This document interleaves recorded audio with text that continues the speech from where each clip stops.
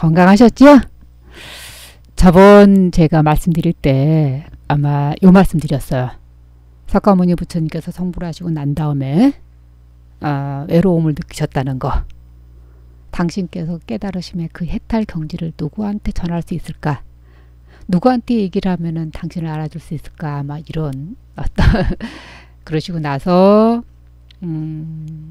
범천의 권총으로 인해서 오비 중생을 제도해야 되겠다라고 마음 먹으시고 이제 최초의 제자가 오비구입니다.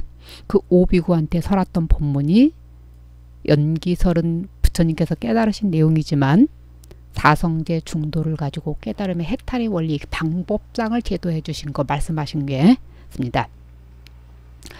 자, 이렇게 해서 삼보가 성립됐다는 말씀 드렸죠. 자, 그러면 삼보가 성립이 됐으니까 이제 중생을 제도하셔야 됩니다. 최초로 신자가 있습니다. 우리 교단은 어느 교단이나 종교재단은 마찬가지겠지만 불법승 삼보, 특히 삼보를 해서 승려가 부처님 스님들이 중생을 위해서 법을 설해주고 깨달음의 진리를 어떻게 하면 인도해 줄 수 있느냐라고 하는 스님들의 역할을 해주고요. 또 스님들이 그렇게 할 수 있도록 보좌를 받아야 되고 어떤 시주를 받아서 해줄 수 있는 종교 집단의 신자들이 있어야 됩니다. 그거로 해서 우리가 어떻게 보면은 두 계층으로 구별되어 있다고 볼 수 있습니다. 자, 그래서 최초의 신자들은 누구냐면 야사의 부모입니다.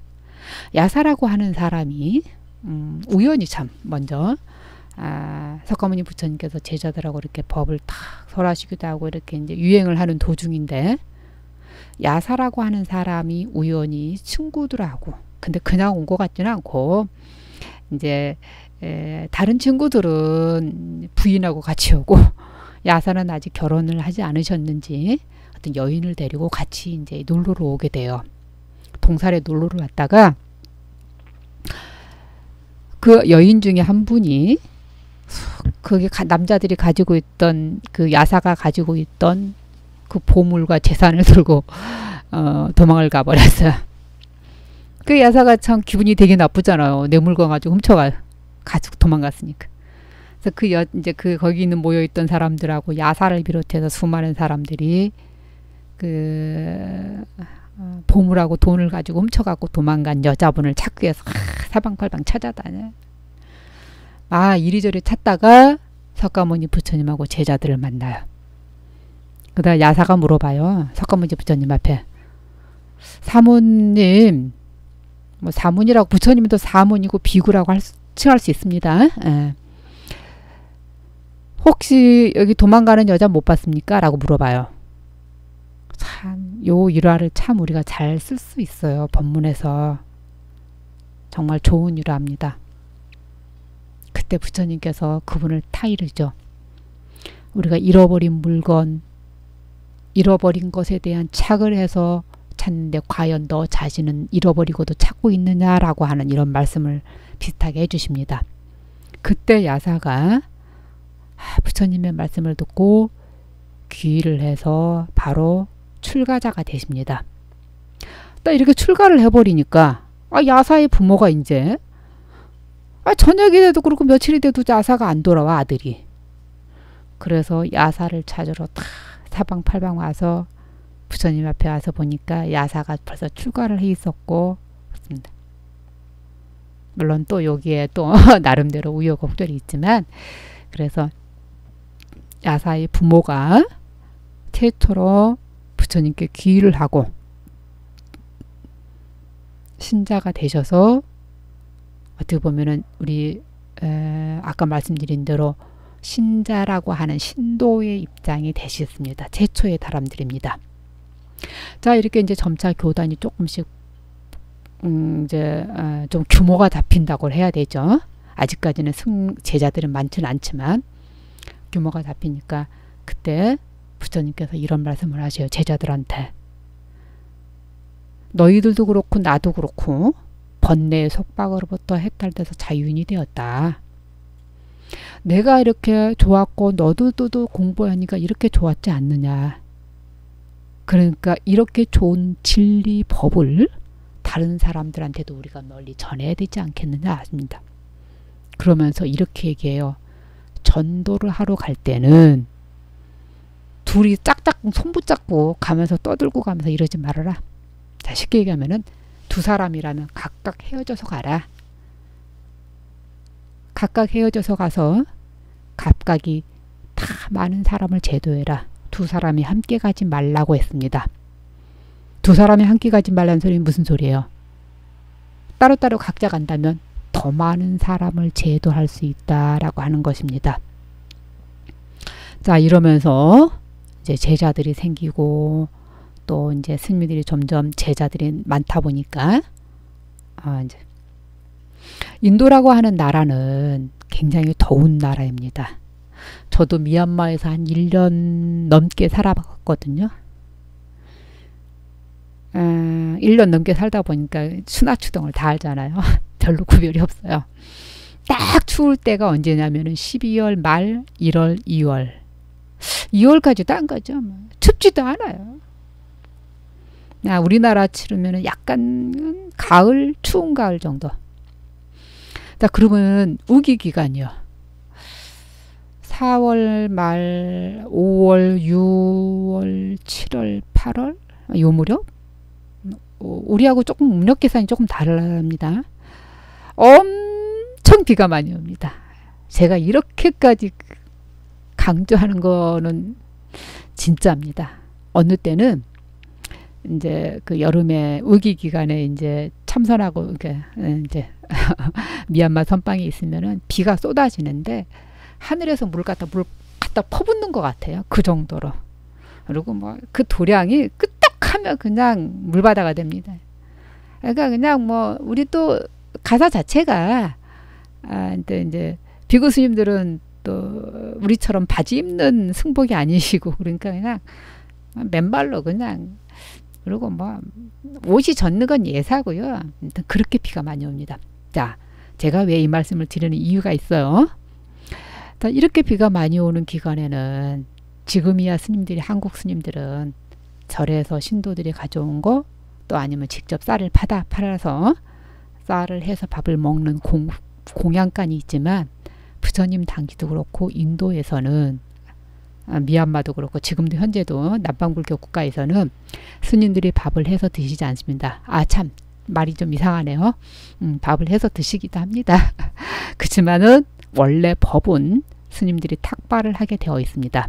그리고 그것이 계율로도 나와 있고요. 자, 부처님께서도 탁발을 하셨습니다. 그래서 탁발하러 많은 제자들이 공양을 하러 이제 얻어드시러 나가면 많은 사람들이 움직여야 되고 그렇습니다. 또 비가 오는 기간이면 너무 번거롭기도 하지만 너무너무 날씨가 습하다 보니까 수많은 벌레를 밟아 죽이도 하게 됩니다.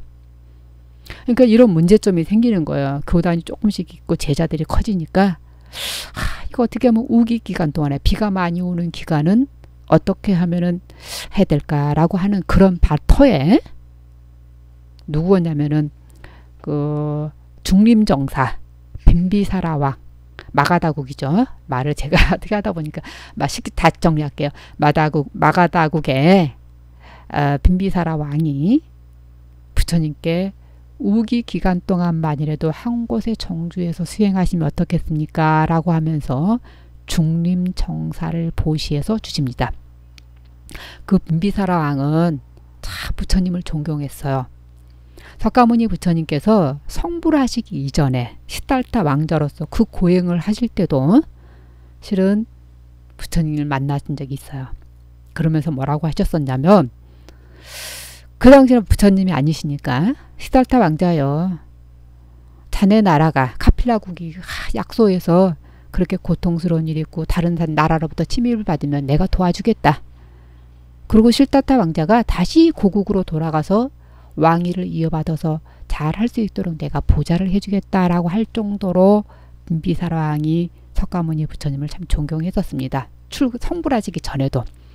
그러고 났는데 한나라의 왕자가 성불을 해서 중생을 제도하고 많은 제자들한테 법을 설한다는 말씀을 듣고 그때 빈비사라 왕이 중림정사를 지어드려야 되겠다 했습니다. 그래서 부처님께서 안거 기간 동안만이라도 사찰에 머물면서 수행하는 제도가 만들어진 게 됩니다. 그것이 최초의 사찰 중림정사입니다. 자, 그 다음에 자, 부처님께서 그러면은 지금 전도 얘기를 했어요. 어떻게 하면 중생을 제도하느냐라고 하는. 제가 재미난 얘기 하나 말씀드리면은 오바리존자예요. 자, 오바리존자가 이제 나중에 제가 부처님 제자들 한 분 한 분 소개할 겁니다. 물론 이제 그때 말씀드리지만 오바리존자는 굉장히 좀 이렇게 다른 사람들과 함께하는 사람, 물론 계율에 뛰어났지만 그랬던 분이시지만은 오바리존자가 이제 부처님 앞에 와서 언제 이런 말씀하세요. 부처님, 다른 제자들이 와서 말이지 공부 많이 하시고 깨달았다고 혼자 아란야차에 가서 수행한다 그러면 그래라 이렇게 말씀하시지 않습니까? 저도 이렇게 많은 대중에서 있고 싶지가 않고요. 저도 좀 조용한 데 가서 있고 싶습니다.